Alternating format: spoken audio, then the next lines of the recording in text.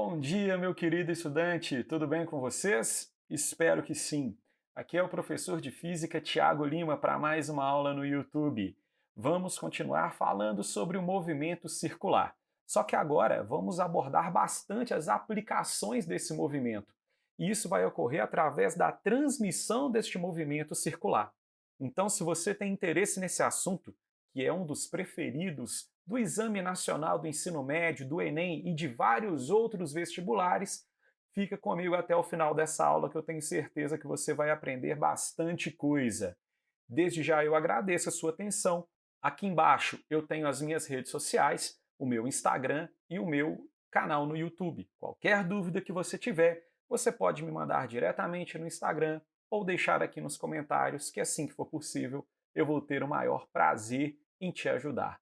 Então, bora para mais uma aula, porque essa vai ter muita coisa legal. Então, para começar, eu queria te explicar o seguinte: para que a gente transmite movimento circular? Muitas vezes a gente tem um motor elétrico, esse motor elétrico ele transforma energia elétrica em energia mecânica, né? E essa energia mecânica ela está na forma ali da rotação desse eixo.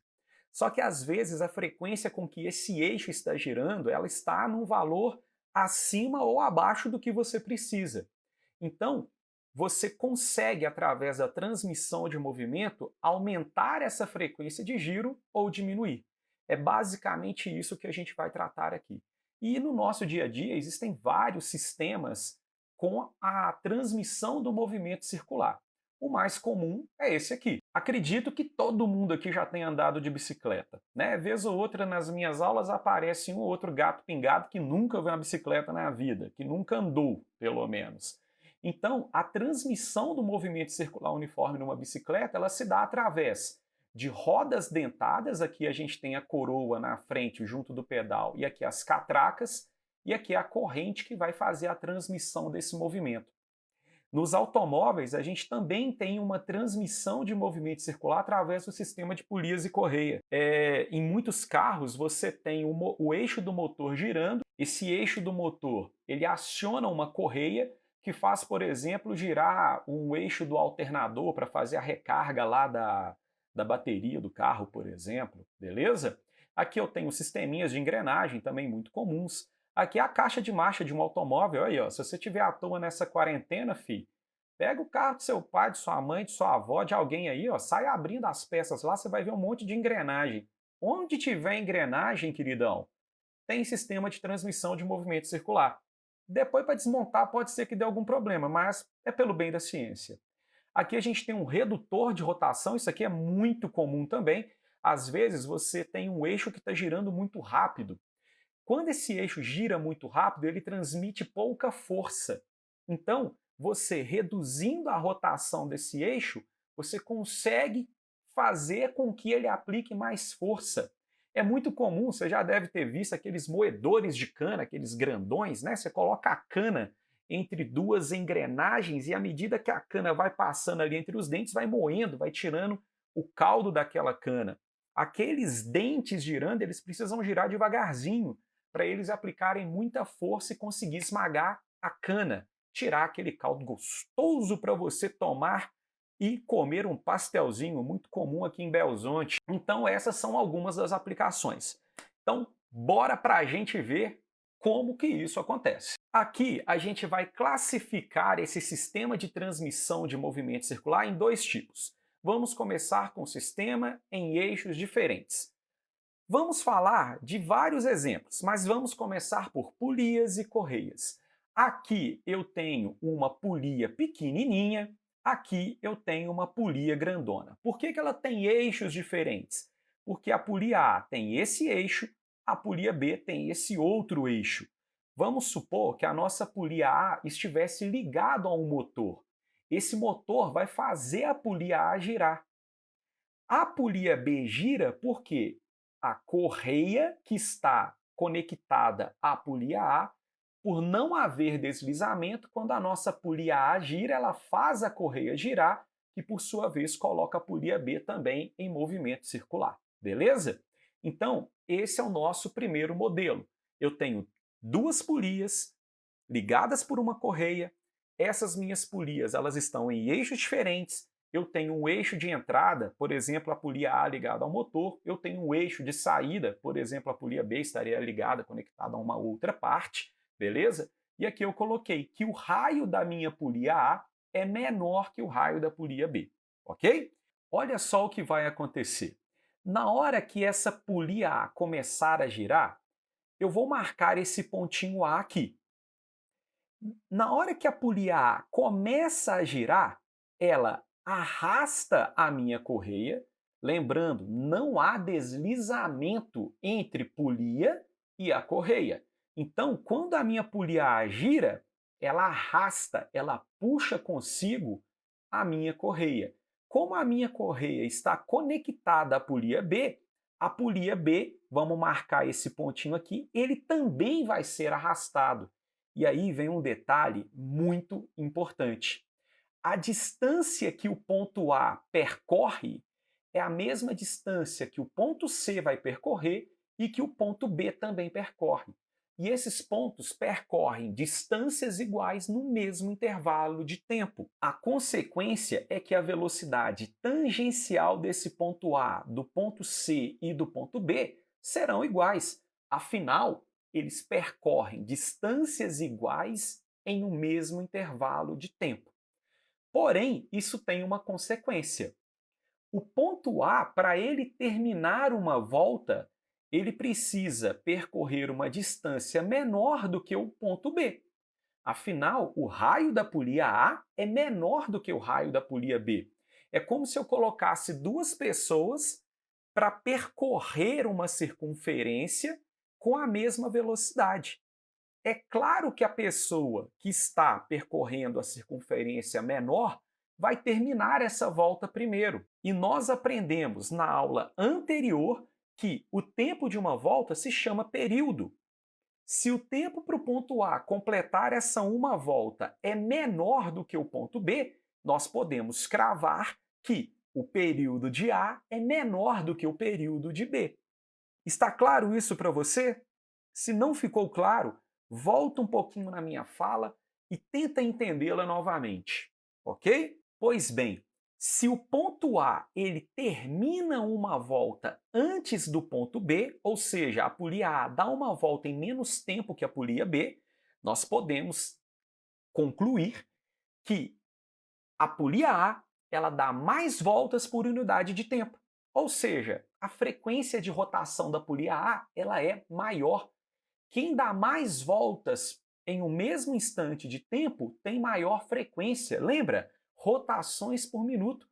O número de rotações por minuto da polia A é maior do que o número de rotações por minuto da polia B.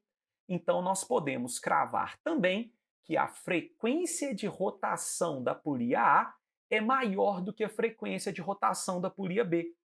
Lembre-se, frequência é o inverso do período.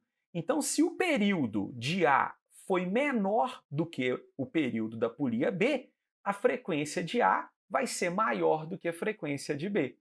Tá claro isso, meu querido? E para a gente finalizar esse pedacinho, vamos falar da velocidade angular. A polia A, ela efetua uma volta completa, ou seja, 360 graus, em menos tempo que a polia B. Então, se a polia A varre 360 graus em menos tempo que a polia B, então nós podemos concluir que a velocidade angular da nossa polia A é maior do que a velocidade angular da nossa polia B. Meus queridos, sempre frequência e velocidade angular estarão ligadas. A polia que tiver maior frequência sempre vai ser também aquela que possui maior velocidade angular. Alguns livros costumam inclusive chamar de frequência angular, tudo bem? De tão conectados que que essas duas grandezas elas estão. E para a gente finalizar e colocar uma matemática aqui para ficar mais fácil para você entender, já que a velocidade tangencial daquele ponto A é igual à velocidade tangencial daquele pontinho B, a gente pode lembrar o seguinte, ó, a velocidade do ponto A é igual à velocidade do ponto B. E velocidade tangencial é 2 vezes π vezes o raio da nossa polia vezes a frequência. Já que uma velocidade é igual à outra, eu vou substituir aqui na minha equação. Vai ficar 2π, raio de A vezes a frequência da polia A, é igual a 2π, raio da minha polia B, vezes a frequência da minha polia B. Eu posso simplificar esse 2 com esse 2, esse π com esse π, e aí nós chegamos à seguinte equação. O raio de A vezes a frequência com que a polia A vai estar girando é igual ao raio de B vezes a frequência com que a polia B está girando. Galera, quando você tem que um produto é igual a uma constante, significa que as grandezas ali envolvidas são inversamente proporcionais. Ou seja, a frequência de uma polia vai ser inversamente proporcional ao seu raio, mas isso só é válido quando nós temos essas duas polias em eixos diferentes. Um detalhe muito importante nesse sistema de polias e correias é que tanto a polia A quanto a polia B, elas estão girando no mesmo sentido.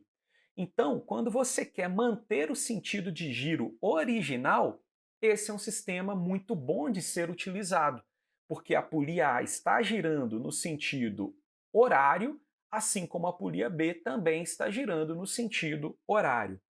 Quando, em algumas situações, se faz necessário inverter o sentido de giro de uma polia, de uma engrenagem em relação à outra, se faz mais comum usarmos engrenagens em que um dente está encaixado nos dentes da outra engrenagem. Então agora nós mudamos um pouquinho, mas continua sendo um sistema de eixos diferentes. Veja bem, nesse caso agora, eu tenho duas engrenagens. A engrenagem A tem o dobro do tamanho da engrenagem B, 48 e 24 dentes. Se você contar, você vai perceber que não é bem assim, mas desculpa. É difícil pra caramba acertar essa proporção certa. Se eu não me engano, uma é 48 e a outra é 22, mas não tem problema. Então vamos supor que essa nossa engrenagem A ela tenha 48 dentes e a nossa engrenagem B ela tenha 24 dentes. Quando elas começarem a girar, olha o que vai acontecer. Ó. Uma engrenagem vai empurrar a outra, um dente vai empurrar o outro, ok? Se a minha engrenagem A girar no sentido horário, a minha engrenagem B vai girar no sentido anti-horário. Então, quando você utilizar o sistema de engrenagem dente encaixado com dente, você consegue inverter o sentido de giro. Essa é uma aplicação muito importante. Vamos supor que a nossa engrenagem A ela está conectada ao eixo de um motor. Então o motor faz a engrenagem A girar e essa engrenagem A, por sua vez, coloca a engrenagem B para girar. E um detalhe importante é que elas vão girar em sentidos opostos. Como a engrenagem A tem o dobro de dentes da engrenagem B, isso significa que a engrenagem A tem o dobro do tamanho, tem o dobro do raio médio da engrenagem B. E aí a gente volta àquilo que nós falamos no slide anterior. As velocidades com que o ponto A e o ponto B se movimentam é exatamente a mesma. Se esse ponto A ele andar 3 centímetros em 1 segundo, esse ponto B também vai andar 3 centímetros em 1 segundo. A diferença é que o ponto A vai andar no sentido horário, o ponto B vai andar no sentido anti-horário. Essa é a única diferença. Então, se essas duas engrenagens elas giram com a mesma velocidade tangencial, mas o raio da engrenagem B é o dobro do raio da engrenagem A, isso significa que a engrenagem A demora o dobro do tempo para terminar essa uma volta. Ou seja, o período da engrenagem A é o dobro do período da engrenagem B. Quando esse pontinho A ele tiver dado meia volta, a engrenagem B, esse pontinho aqui já vai ter dado uma volta completa. Tudo bem até aqui? Bem, período e frequência são grandezas inversamente proporcionais. Então, se a minha engrenagem A ela tem o dobro do período, quer dizer que ela vai efetuar metade das voltas em um mesmo intervalo de tempo que a engrenagem B. Ou seja, a frequência de A é metade da frequência de B. Quando a engrenagem A tiver dado uma volta completa, esse pontinho B já deu duas voltas completas, ou seja, para cada uma volta de A, B vai dar duas voltas. Lembra que eu comentei com vocês que frequência e velocidade angular estão intimamente ligados? Aqui também vai ter essa validade. A velocidade angular de A, ela vai ser metade da velocidade angular de B. O ponto A, ele demora o dobro do tempo para efetuar 360 graus. Tudo bem até aqui? Um outro sistema que também possui eixos diferentes é o sistema de rodas dentadas ligadas através de uma corrente. Esse sistema você com certeza já viu. Ele está presente nas bicicletas. Se essa bicicleta não for de marcha, ela possui uma coroa, que é onde você pedala, e uma catraca, que está ligada na roda traseira.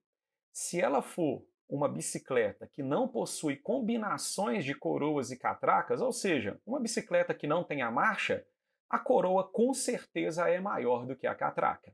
E por quê? Vamos supor que a nossa coroa tenha um raio 3 vezes maior do que a nossa catraca. Então, quando você pedala e a sua coroa começa a girar, o que vai acontecer? Bem, primeiro elas vão girar no mesmo sentido. O ponto A, o ponto B vai girar exatamente para o mesmo lado. Isso porque a coroa transfere rotação para a corrente transfere rotação para a catraca.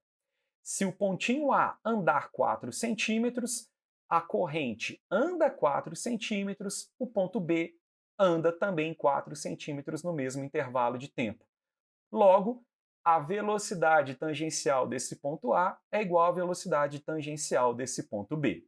Tudo bem? Porém, como a nossa coroa tem um raio 3 vezes maior, você já sabe, o período da coroa A vai ser 3 vezes maior do que o período da coroa B. Ou seja, aquele pontinho A, ele demora 3 vezes mais tempo para completar uma única volta em relação ao pontinho B. Se o ponto B demorar 1 segundo para dar uma volta, o pontinho A vai demorar 3 segundos para efetuar essa mesma volta. Com isso, podemos concluir que a frequência de A é 3 vezes menor do que a frequência de B.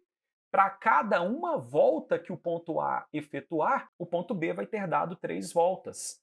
Se o ponto A der 5 voltas, o ponto B vai ter dado 15 voltas, e assim sucessivamente. A mesma coisa vale para a velocidade angular. Enquanto o ponto A der uma volta, consequentemente ter varrido 360 graus, o pontinho B já varreu 360 graus vezes 3, ou seja, 1080 graus. Tudo bem? Eu vou deixar aqui 2 links. Nesse site, você consegue desenhar a sua própria engrenagem, acoplar da maneira que você quiser e assim fazer diversas combinações. Através desses sisteminhas, você vai conseguir ter uma noção se você vai aumentar a rotação, diminuir a rotação. É bem interessante. Eu acho que esses simuladores eles nos ajudam bastante a aprender. Vamos dar um pulinho nele para eu te mostrar. No primeiro link, nós temos aquelas duas engrenagens que eu havia colocado no primeiro quadro do slide. É quando eu tenho uma com 48 dentes e a outra com aproximadamente 24 dentes. Eu posso vir aqui e atribuir a rotação para um dos lados. Ó. Eu vou colocar essa minha primeira engrenagem A girando no sentido horário. E vou aqui, ó, vou dar o play. Repare que uma gira para o lado no sentido horário, a outra gira no sentido anti-horário. E se você quiser fazer uma marcação de tempo, né, pegar como referência algum ponto, você vai perceber que a engrenagemzinha menor ela gasta metade do tempo que a engrenagem maior gasta para efetuar uma volta completa. Bacana, não é? E você pode inserir várias engrenagens. Olha como é simples. Basta você fazer uma circunferência e ela nem precisa ser certinha. Você pode arrastar essa circunferência e encaixar. Você pode também atribuir o sentido de giro que você quiser. Quanto maior a setinha que você coloca, ó, mais rápido ela vai girar, veja bem. Olha lá que loucura. Beleza? Vamos colocar mais devagar porque fica mais fácil da gente perceber, ó. A primeira está girando no sentido anti-horário, a menorzinha no sentido horário e a nossa última engrenagem, que seria a nossa engrenagem de saída, está girando no sentido anti-horário. Isso aqui está presente nos relógios. Você tem ponteiros de horas, segundos, minutos, todos eles ligados por engrenagens. Baseado no tamanho das engrenagens, você tem um demorando maior tempo para dar uma volta em relação ao outro. Se você quiser fazer a ligação dessas engrenagens através de corrente, nesse site também é possível. Olha só, vou fazer o esquema de uma bicicleta que não possui marchas. Eu vou desenhar uma roda dentada grandona, eu vou desenhar uma roda dentada pequenininha, aqui nós temos a nossa coroa, a nossa catraca. Para você fazer a corrente, basta você envolver essas duas engrenagens por uma linha. Pronto, está aí a nossa corrente. E aí você vai atribuir giro a uma das rodas. Bem, vamos supor que eu estou pedalando aqui. Na hora que eu pedalo, eu vou fazer com que a minha coroa gire no sentido horário. Olhe lá. Ela gira no sentido horário, essa também gira no sentido horário. A mesma velocidade com que os pontinhos da minha coroa giram, esses pontinhos aqui, periféricos, os dentinhos da minha engrenagem, da minha catraca, também vão girar. Porém, como ela é menor, ela sempre vai terminar as voltas em um intervalo de tempo menor do que a da roda dentada maior, do que a minha coroa. Tudo bem? Muito legal essa animação, né? Se essa minha coroa for 3 vezes maior do que a minha catraca, para cada uma volta da minha coroa, a minha catraca ela vai efetuar 3 voltas. Bacana, não é? Nem todo sistema de transmissão ocorre com engrenagens, polias em eixos diferentes. Existem situações em que essas polias elas estão acopladas ali no mesmo eixo. Então, vamos falar um pouquinho disso agora. Veja nesse desenho que no mesmo eixo eu tenho a polia A e a polia B. A polia A maior raio do que a polia B, e quando esse eixo girar, não pode haver deslizamento da polia A com o eixo, da polia B com o eixo e por aí vai. O sentido de giro dessas polias vai ser exatamente o mesmo sentido de giro do nosso eixo. Então, se o meu eixo gira num determinado sentido, a minha polia A, a minha polia B também vai girar no mesmo sentido. Tudo bem? Vamos agora tentar entender a relação de período, frequência, velocidade da polia B e da polia A. Para isso, nós vamos imaginar uma comparação meio tosca, mas que ajuda a entender. Imagine que esse aqui seja o meu rosto. Esse ponto B aqui é o meu nariz. Depois aí de alguns dias na quarentena, eu já ganhei uns quilinhos a mais. Ontem, por exemplo, meu almoço foi uma feijoada e o meu café da tarde foi um bolo de chocolate. Então, esse pontinho A aqui vai ser o meu umbigo. E vamos supor que eu sou um bailarino, beleza? Tá aqui minhas mãozinhas levantadas, eu vou ficar aqui na ponta do pé e vou girar. E o que vai acontecer quando eu girar? O meu nariz, o meu umbigo, todo o meu corpo vai girar comigo. Concordam comigo? Aí eu pergunto, quem vai dar uma volta primeiro? Vai ser o meu nariz ou vai ser o meu umbigo? Quem vai completar uma volta primeiro? É óbvio que os dois vão dar uma volta juntos. Eles vão completar essa volta juntos. Imagina se quando eu giro em torno do meu próprio eixo, o meu nariz ele chega primeiro que o meu umbigo. Crê em Deus Pai. Imagina o meu nariz deu uma volta, voltou para cá, o meu umbigo ainda está nas costas. Credo, isso é coisa do capeta, não vai rolar. Então, galera, o que está acontecendo aqui é tanto o meu nariz quanto o meu umbigo giram juntos, terminam a volta juntos, porque eles estão presos no mesmo eixo, que é o eixo do meu corpo.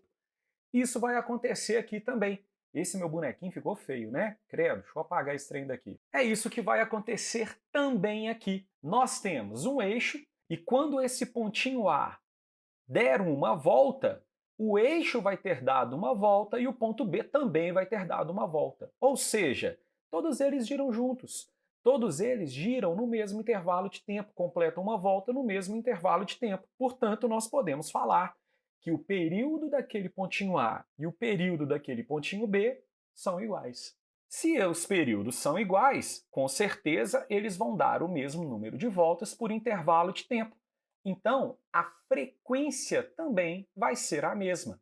A frequência de giro da polia A e a frequência de giro da polia B também serão iguais. Assim como a velocidade angular. Afinal, se elas giram juntas, elas varrem 360 graus no mesmo intervalo de tempo. Portanto, a velocidade angular também vai ser a mesma. Só que aí vem um detalhe. Bem, voltamos para aquele exemplo do meu nariz e umbigo. O meu nariz ele dá uma voltinha pequena. Como eu estou barrigudo agora, o meu umbigo dá um voltão, só que eles fazem isso no mesmo intervalo de tempo. O que isso significa? Bem, se esse ponto A vai dar uma volta bem maior do que o ponto B no mesmo intervalo de tempo, quer dizer que o ponto A precisa ter maior velocidade tangencial do que o ponto B. Ou seja, o vetor velocidade aqui no ponto A é maior que o vetor velocidade aqui desse pontinho B. Matematicamente, a gente pode provar isso da seguinte maneira. Velocidade tangencial é igual à velocidade angular vezes o raio. Então, a velocidade angular vai ser a velocidade tangencial sobre o raio de cada uma dessas polias. Como a velocidade angular de A é igual à velocidade angular de B, eu posso igualar velocidade tangencial sobre o raio da polia A é igual à velocidade tangencial sobre o raio da polia B. Quando eu tenho uma razão constante, quer dizer que as duas grandezas envolvidas nessa razão são proporcionais. E isso está de acordo com o que a gente analisou. Como a polia A tem um maior raio, um maior diâmetro, aquele pontinho A ele vai precisar ter maior velocidade para acompanhar a volta da nossa polia B. Tudo bem até aqui?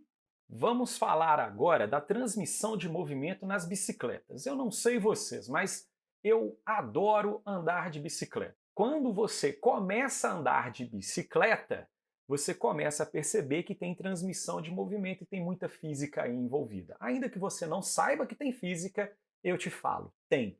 E muita. Tudo bem? Então vamos entender a física nessa transmissão de movimento nas bicicletas. Mas se você não tem tanta familiaridade com este brinquedo, com este meio de transporte inclusive, vou te apresentar algumas coisas. A primeira delas é óbvio que você sabe o que são as rodas. Nós temos ali a roda e o pneu dianteiro, a roda e o pneu traseiro. Tranquilo. Nós temos o local onde a gente pedala. Você tem o pedal e preso no mesmo eixo desse pedal nós temos uma roda dentada chamada de coroa. Tudo bem? Então você pedala e ao pedalar você faz essa coroa girar. Coroa e pedal estão no mesmo eixo. Então se você der 10 pedaladas, no mesmo tempo a coroa vai girar 10 vezes. Aqui, presa à coroa, nós temos a corrente.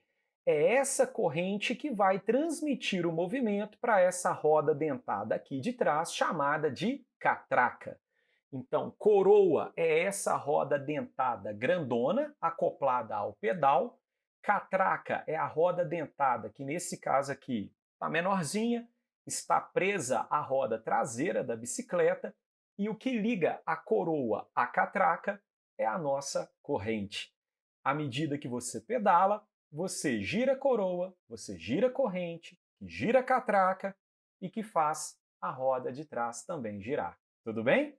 Quais são os detalhes muito importantes e relevantes para essa discussão? Primeiro, você saber que coroa e pedal estão no mesmo eixo. Se estão no mesmo eixo, giram juntos, têm a mesma frequência, tá lembrado? Acabamos de ver. A corrente faz a transmissão de movimento da coroa para a catraca. Coroa e catraca estão em eixos diferentes.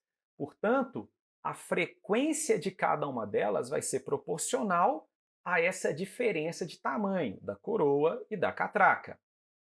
Além disso, a catraca e a roda traseira estão no mesmo eixo. Então, se a minha catraca der 20 voltas, a minha roda traseira, o meu pneu ali de trás, também vai dar 20 voltas. E por fim, a velocidade que a bicicleta se movimenta é igual à velocidade tangencial de um ponto periférico ali daquele pneu traseiro. Então, se esse meu pneu traseiro ele está girando com uma velocidade de 10 metros por segundo, se você pegar um pontinho aqui na periferia desse pneu e perceber que ele está girando com uma velocidade de 10 metros por segundo, quer dizer que a bicicleta também está com essa velocidade para frente de 10 metros por segundo. A mesma velocidade com que os pontos da periferia desse pneu da minha roda de trás gira, o da roda da frente também vai girar, ok? E para finalizar, existem bicicletas que possuem marchas. O que seriam essas marchas? A bicicleta com marcha, ela não apresenta apenas uma coroa ou uma catraca. Ela possui 3 coroas, por exemplo, e 7 catracas. Então você pode fazer uma combinação de coroas de diferentes tamanhos com catracas de diferentes tamanhos.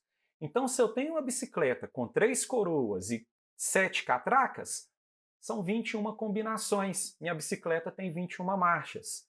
A minha bicicleta, lá da minha infância, tinha 18 marchas, 3 coroas e 6 catracas. E aí, para cada situação, você vai colocar essas correntes acopladas numa coroa e numa catraca específica, dependendo daquilo que você deseja fazer com a sua bike. Vamos pegar agora um desenho mais simplificado para entender isso um pouco melhor. Eu vou falar que a minha coroa é a parte A minha catraca é aquela polia B e a minha roda é aquela circunferência C.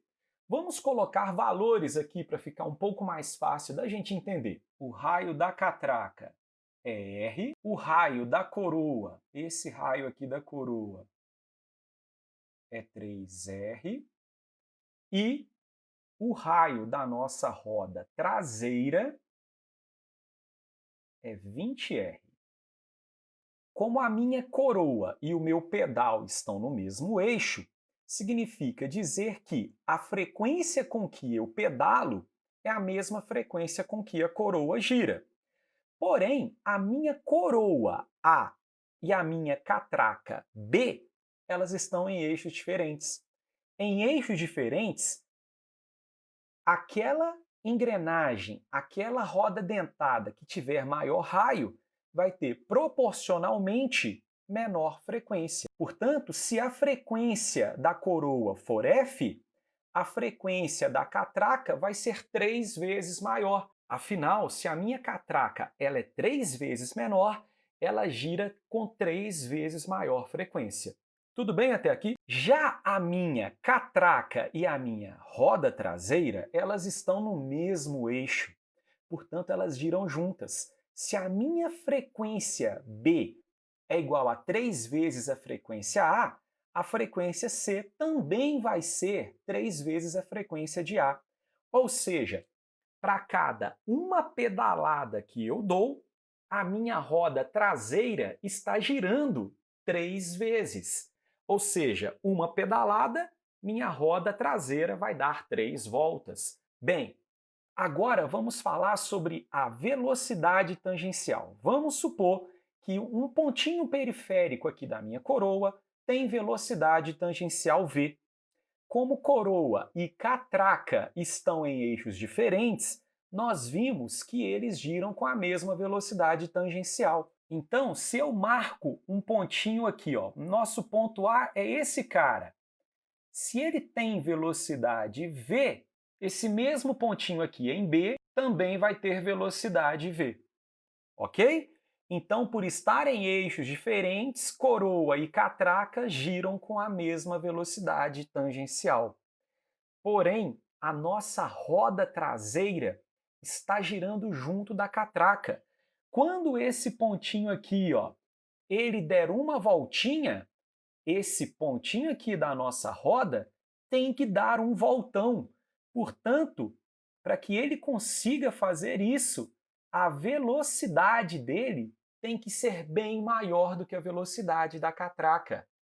A velocidade tangencial da catraca sendo v e o raio da roda traseira sendo 20 vezes maior do que o raio da catraca, faz com que, para que eles girem juntos, a velocidade tangencial da minha roda traseira seja 20 vezes maior.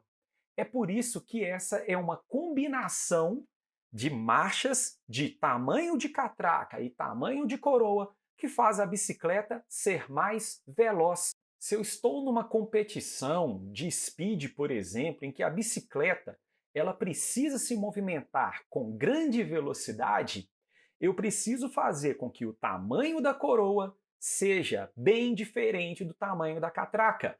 A coroa grandona, a catraca pequenininha. Porque, por exemplo, se a minha coroa tiver raio 5 vezes maior do que a catraca, para cada uma pedalada, a minha catraca vai dar 5 voltas e a roda que está no mesmo eixo que ela também 5 voltas. Então, nessa bicicleta aqui, quando eu quero que a minha bicicleta ganhe uma grande velocidade, eu escolheria uma coroa bem grandona com uma catraca bem pequenininha. Como já diria um amigo meu, não tem almoço grátis.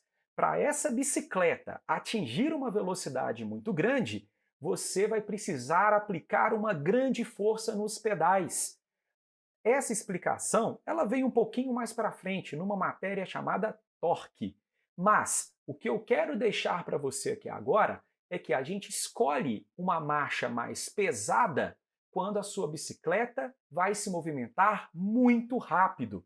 Dessa maneira, você tem uma coroa muito grande, uma catraca muito pequenininha e a sua bicicleta atinge grandes velocidades, mas em troca você vai ter que fazer muita força nos pedais.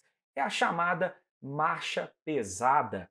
Porém, existem algumas competições, por exemplo, em montanhas, trilhas, que você precisa subir ladeiras com uma inclinação muito grande. Você não vai conseguir fazer isso se a bicicleta estiver na marcha pesada. Subir é ir contra a força da gravidade. Com uma marcha pesada, vai ser mais fácil você descer da bicicleta e empurrá-la com as mãos. Então, o que a gente precisa fazer? Colocar numa marcha, numa combinação de marcha, em que você faça menos força nos pedais. É a chamada marcha mais leve. A bicicleta vai movimentar com menor velocidade, mas em compensação você vai fazer menos forças nos pedais. Se a minha coroa ela tiver metade do raio da minha catraca, quando aqui na coroa eu der 2 voltas, a minha catraca vai ter dado apenas uma volta. Você vai ter a sensação de que está pedalando sem sair do lugar. Mas existe a vantagem, você está fazendo pouca força. Lentamente a sua bicicleta vai subindo o morro, vai vencendo aquele desafio na montanha, por exemplo. E aqui nós temos essa combinação. Olha só, essa bicicleta é de um amigo meu, o professor Rafael. Ele é ciclista. Foi ele que me mandou essas fotos e que me falou um pouquinho sobre essa experiência no cotidiano. Olha só que bacana! Quando ele vai subir uma montanha, um morro, uma trilha muito íngreme, ele vai colocar numa coroa pequenininha e numa catraca maiorzona. Ele então dá 2 pedaladas, por exemplo, aqui, e essa catraca dá apenas uma volta. É como se você não saísse do lugar. Mas lembre-se, para subir morro, vai devagarzinho e fazendo pouca força no pedal. Tudo bem? E aí, galera, para fechar a nossa aula de hoje com chave de ouro, vamos para um exercíciozinho bacana envolvendo tudo isso aí que a gente falou. Um ciclista movimenta-se com sua bicicleta em linha reta a uma velocidade constante de 5 km por hora. É bacana desde já que a gente lembre, né, que essa velocidade aqui de 18 km por hora é a velocidade da bicicleta, mas é também a velocidade de um pontinho aqui da nossa bicicleta, ó. Esse pneu ele está girando, ele tem uma velocidade tangencial de 18 quilômetros por hora. Então essa é a velocidade do pneu da bicicleta, 18 quilômetros por hora. E essa velocidade, quando a gente passa ela para metros por segundo, ela é igual a 5 metros por segundo. O pneu devidamente montado na roda possui um diâmetro de 70 centímetros. No centro da roda traseira, presa ao eixo, há uma roda dentada de diâmetro 7 centímetros. Então, olha só, o raio da nossa roda é de 35 centímetros. O raio é metade do diâmetro. O raio da nossa catraca é de 3,5 centímetros. Ok? Junto ao pedal e preso ao eixo, a outra roda dentada de diâmetro 20 centímetros, que é a nossa coroa. Então, o raio da nossa coroa, vou chamar de CO, é igual a 10 centímetros. As duas rodas dentadas estão unidas por uma corrente, conforme mostra a figura. Não há deslizamento entre a corrente e as rodas dentadas. Supondo que o ciclista imprima aos pedais um movimento circular uniforme, assinale a alternativa correta para o número de voltas por minuto que ele impõe aos pedais durante esse movimento. O que o exercício está pedindo, então, esse número de voltas por minuto, nada mais é do que a frequência da coroa. Porque a frequência da coroa é a frequência com que ele pedala. Tranquilo? Então, vamos para a nossa resolução. Eu vou começar essa questão descobrindo a frequência com que a minha roda gira. Porque como eu sei a relação entre o tamanho da roda, da catraca e da coroa, a partir do momento que eu descubro a frequência de qualquer um desses itens, eu consigo descobrir a frequência dos demais. Então, já vou escrever aqui, ó. Quem que eu estou calculando aqui? Eu estou calculando a frequência da roda. Para isso, eu vou usar essa equação. Ó. Velocidade é igual a 2π raio da roda vezes a frequência da roda. Nesse momento, eu preciso tomar cuidado com as unidades. E para correr menos riscos, eu vou usar todas as unidades no sistema internacional. A velocidade da minha roda é 5 metros por segundo. 2 vezes π, que ele pediu para considerar 3. Como a minha velocidade está em metros por segundo, o raio da roda vai ter que estar em metros. 35 centímetros, 0,35 metros, vezes a minha frequência. Dessa maneira, a minha frequência já vai sair em hertz. Então vai ficar 5 é igual a 2,1 vezes a frequência. Então, essa nossa frequência aqui é 5 sobre 2,1 Hz. Bem, se você quiser fazer essa conta, não tem problema, mas não vai ser um número muito legal de se calcular. Essa frequência que nós calculamos é a frequência da roda, mas é também a frequência da catraca. Afinal, roda e catraca estão no mesmo eixo. Agora, nós vamos falar sobre a nossa coroa. E aí é importante que você note que a coroa e a catraca estão em eixos diferentes. Quando eu tenho duas engrenagens, duas rodas dentadas que estão em eixos diferentes, nós vimos que o raio e a frequência são inversamente proporcionais. Tínhamos inclusive uma relação matemática que ficaria assim: raio da catraca vezes a frequência da catraca é igual a raio da coroa vezes a frequência da coroa. Substituindo os valores, e aqui eu não preciso mexer nas unidades, eu posso trabalhar com raio, por exemplo, em centímetro, porque a unidade do raio da catraca vai cortar com a unidade do raio da coroa. Então, raio da catraca, 3,5 centímetros, vezes a frequência da catraca, que é 5 sobre 2,1, é igual ao raio da coroa, que é igual a 10, vezes a frequência da coroa que eu quero calcular. Resolvendo essa equação, nós vamos descobrir que 3,5 vezes 5 é igual a 17,5 sobre 21. Afinal, esse 10 passou aqui para baixo multiplicando. Hertz. O exercício não pediu para você falar quantas voltas por segundo essa coroa e, consequentemente, o pedal estão efetuando. Ele quer saber o número de voltas por minuto. Para passar para a RPM, basta você multiplicar por 60. Por que multiplicar por 60? Porque 1 minuto são 60 segundos. Se eu quero saber quantas rotações essa roda efetuou em 1 minuto, basta multiplicar esse valor aqui por 60. E aí encontraremos que a frequência da coroa é 50 rotações por minuto. Como a coroa e o pedal estão no mesmo eixo, ambos têm a mesma frequência. Tá aí a resposta desse nosso exercício. Bacana, não é mesmo? É isso aí. Por hoje, a gente finalizou o estudo sobre transmissão de movimentos. Eu espero que você tenha curtido bastante essa nossa aula. Se ficou alguma dúvida, me procure, seja no Instagram, seja nos comentários aqui no YouTube. É um grande prazer poder contribuir um pouquinho com o seu aprendizado. Eu sou o professor Tiago Lima e até a nossa próxima aula.